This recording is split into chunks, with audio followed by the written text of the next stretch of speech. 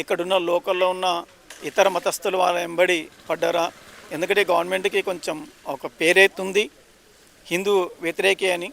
కానీ మాకు ఈ యొక్క మా సీఎం అయినటువంటి రేవంత్ రెడ్డి గారి మీద పూర్తి నమ్మకం ఉంది.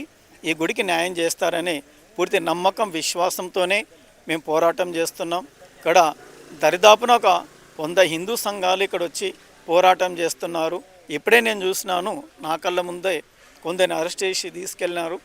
ఇక్కడ ఏం జరుగుతుంది, తెలంగాణలో ఏం జరుగుతుంది, ఇంతకుముందున్న ఏపీలో ఆ ఏపీ గవర్నమెంట్ వల్ల మేము ఇబ్బంది పడ్డాము.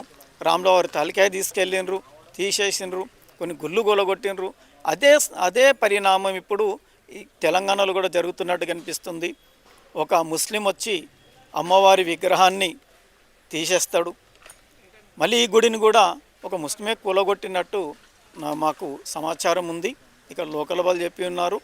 మరి అతను వచ్చి చెప్పి తన క్షమాపణ వేడుకొని తనే కొంచెం ఒక గోడ లేపి పెట్టినట్టుగా మాకు సమాచారం ఉంది.